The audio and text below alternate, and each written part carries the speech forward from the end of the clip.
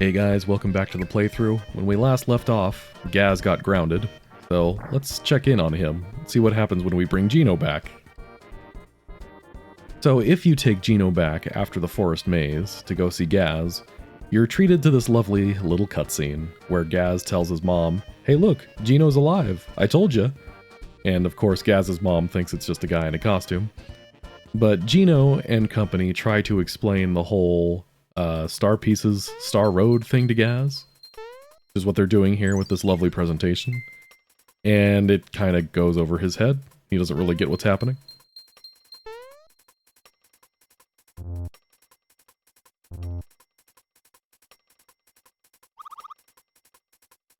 I like that Mario can just float at will. And this is the scene where Mario almost punches Gaz.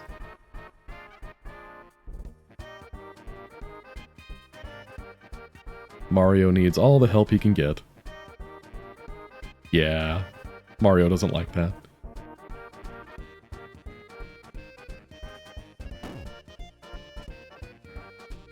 Malo and Gino bump their heads after trying to go inside Mario and get interrupted. Makes you wonder how that whole process works. Can Mario feel that? But anyway, the whole point of this is, besides the cute little cutscene, is that you get a free weapon for Gino. The finger shot. This is the weapon that's available in the next town that we're going to, so this just saves us some money. Might as well equip this too for some extra defense. Saving is always a good idea.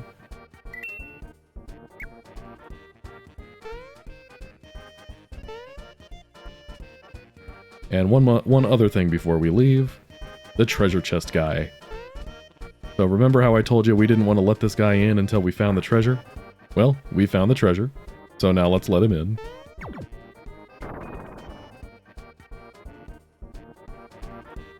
Alright, since we already found the treasure, the thing we want to do here is say, his treasures were not okay. He'll go see him. He'll ask if we're the ones that did it, and then you want to confess.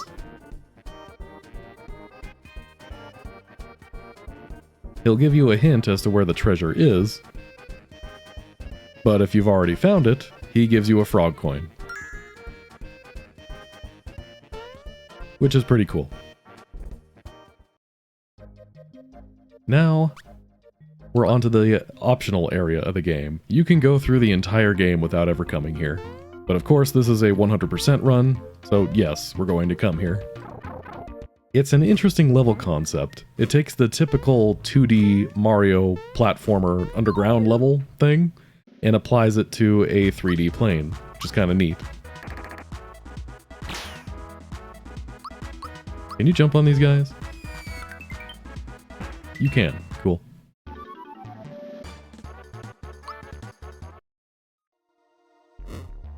This area has Goombas, enemies we've seen before already that are pretty low level, which is fine. It's Mario fare. Like I said, they're trying to go for a theme here with the Mario Underground level, so that's why there are Goombas in here. It's also the area that introduces piranha plants, which we'll see. And then there's this thwomp on the stairs. If you're on the stair when the thwomp slams the stairs, you'll get sent flying. Like that. Also, this Goomba respawns for some reason. I think it's like the only enemy in the game that respawns while you're still in the room, which is kind of weird.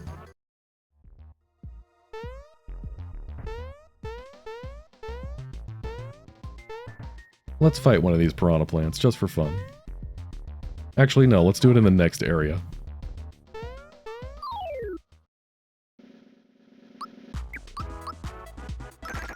I was hoping we'd see a certain enemy here. You'll know it when you see it. Probably.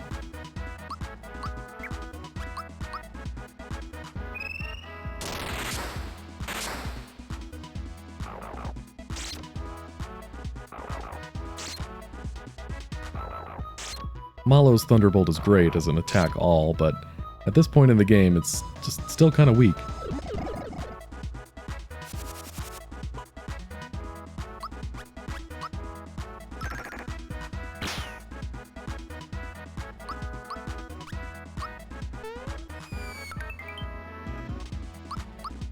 This should be enough, though, to take out the 4 we've hit so far. Never mind. I lied to you.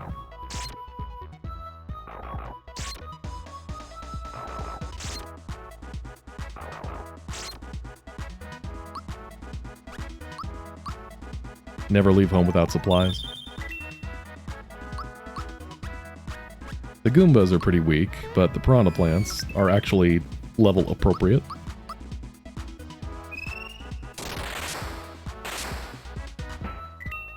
Besides, it gives us an excuse to use more jump. Which we've still got like 150 to go, something like that. So it's not the worst thing in the world.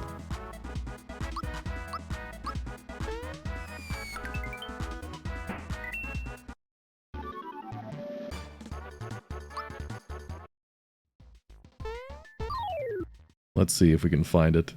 Ah, there it is. That guy that just ran away. That's called a Shy Ranger. It's probably the rarest enemy in the game, I'd say. This game doesn't really have a whole lot of rare enemies. But it's odd because it's really not that special, honestly. So the way it works, it always runs away on its first turn. Unless you can defeat it before it gets a turn, or you use a status effect on it. And it can be any status effect. Any status effect will keep it from running, even something like poison. It has a speed stat of 43, which for reference, Geno has a speed stat of 30 at base. So at this point in the game, there's no way to overcome that speed differential. So we can't kill that thing even if we wanted to right now. This is the only part of the game where you have to do that. You have to run up to this gap right here, and then press down on the D-pad just as you're approaching it. And that's how Mario does that duck thing. It's kind of weird. But anyway, back to that guy, the Shy Ranger. There are really only 2 reasons to care about him. One, he gives decent experience, which is high for this point in the game. But by the time you have the means to beat him before he runs away, there are better ways to get experience. And 2, when you use a Yoshi cookie on it, it has a 25% chance of becoming a Kiro Kiro Cola. Which is probably the main reason to fight those guys, but personally, I've never been so hard up for healing that I've needed to come after these guys. So really, it's kind of more of a novelty enemy, but this whole area is kind of a novelty area. So there you go. But this game is fun. Goomba thumping. You pay 10 coins and you can jump on some Goombas. The rules are simple. Goombas are 1 point, gold Goombas are 3 points, spikies are -1 point. Once you get at least 20 points, you win the prize. Then the game takes whatever score you got, adds 2, and that becomes the new high score to beat.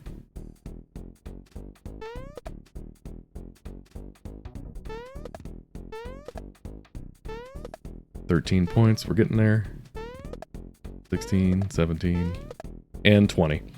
Okay, so the way the high score works, like I said, once you meet the minimum score, the mole will take whatever score you got, add 2 to it, and that becomes the new score you need to win. So it's best to get the minimum points required, and then just stop during the round.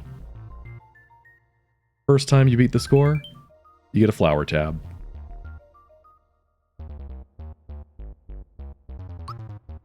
We'll do this a couple more times. But like I said, since the score can go up by 2 every time, there's no cap on what the required score can be. So eventually you will just kind of skill your way out of getting the high score here. I guess it's kind of a combination of luck and skill, because you have to get the gold Goombas too. You have to get lucky with those. But the way I do it is I stand in the middle and I tend to go for the left and right Goombas. I find those easier than doing the up and down Goombas. But that's just me. I want my 22 points. There we go. First prize is a flower tab. Now the second time, our prize is a flower jar. And every time after that, every time you meet the minimum score after that, you get a frog coin. So we'll do it once more just for kicks.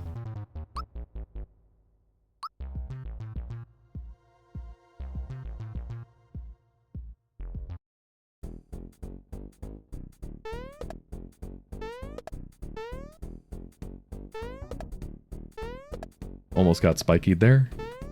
Thanks to my cat-like reflexes, we're safe.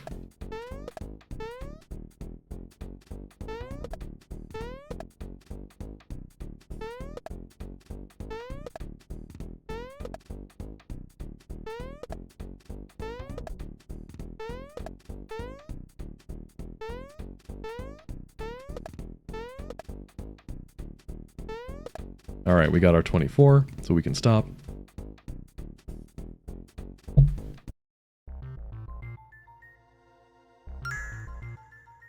There you go. Now let's get out of here. Just a couple more screens and we'll be done with this level. Do some precision jumping.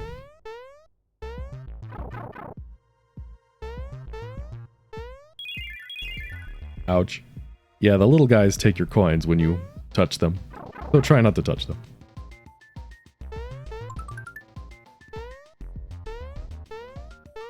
This chest right here has 2 coins in it, and you lose more than that from hitting the chomps down below, but for the sake of completion, we get the chest. You're welcome. And here we are at Yoster Isle. This is another fun example of Ted Woolsey, the game's translator, really just kind of doing his own thing. This place is just called Yoshi's Island in the original Japanese. I guess he wanted to make it a Easter Island reference, which good for him. But like I said, despite being on the box art, this area is completely optional and you can go the entire game without ever seeing Yoshi. But it does have its own plot of sorts going on. This green Yoshi that we're talking to is the only Yoshi that Mario can talk to. He doesn't speak Yoshis, so he needs Yoshi to translate for him. But here's the thing. Yoshis love racing, and the local island tough, Boshi, has become sort of a race dictator and has decided to make the rules or whatever, so we need to take him down a notch by beating him in a race. So Yoshi, the green Yoshi, asks Mario to team up with him so that we can beat him using the power of friendship and Yoshi cookies. So let's see if we can do it. The race itself is a rhythm game. You have to alternate between pressing A and B to the beat to make Yoshi go faster. The tighter your timing, the faster he goes. Playing this on the hardware, yes, hardware, that I'm using, timing isn't great in general. Like, it doesn't recognize a good chunk of my inputs. I mean, I'm not saying I'm the king of timing, so it must be the computer's fault. But even stuff like Fire Orb, I can see I'm pressing the button and nothing's happening, kind of stuff. All of this to say I'm not very confident in my rhythm abilities, but let's practice. Tutorial, this is the one Toad tutorial we'll actually use.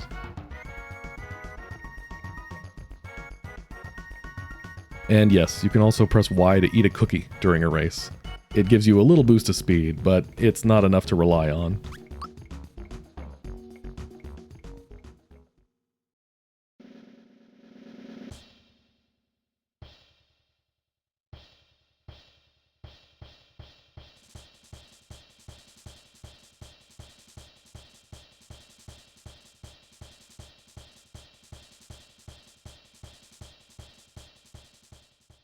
Yeah, that was terrible.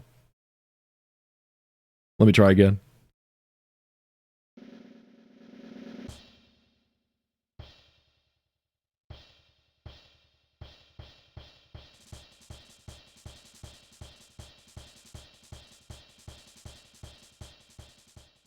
Okay.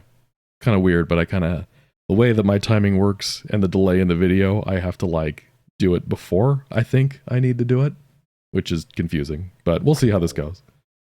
This is not as easy as it gets, man.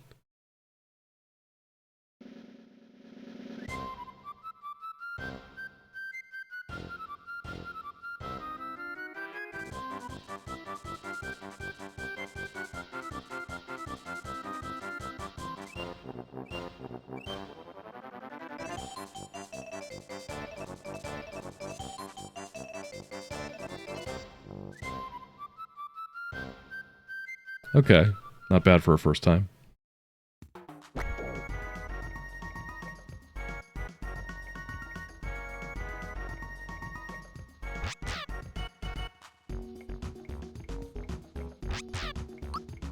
We're not quitters. We're doing this again. Pink guy, cookie me.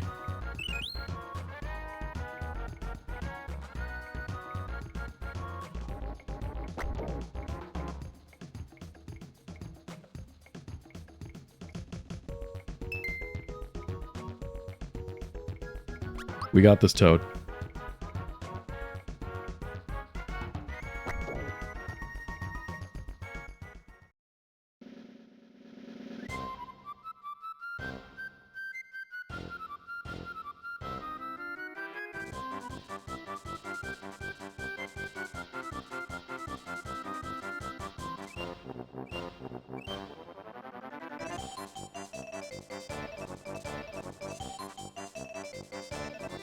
Cookie power.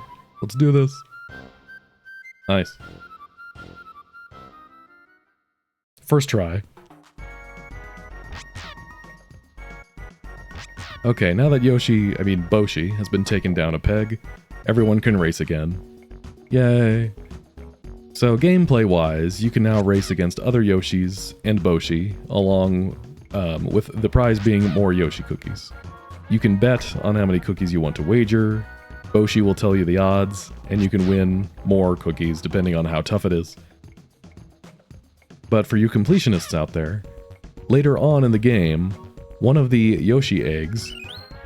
Nice. I kind of want that cookie, just to show you what it looks like. But maybe we'll do that later. But one of these Yoshi eggs over here hatches, and you can feed that baby Yoshi cookies. Eventually, it'll get super chunky, and then you can feed it more cookies for the opportunity to get items, like red essences, a unique item that can only be found there called the Yoshi Aid, which boosts an ally's stats in battle, and some other things too.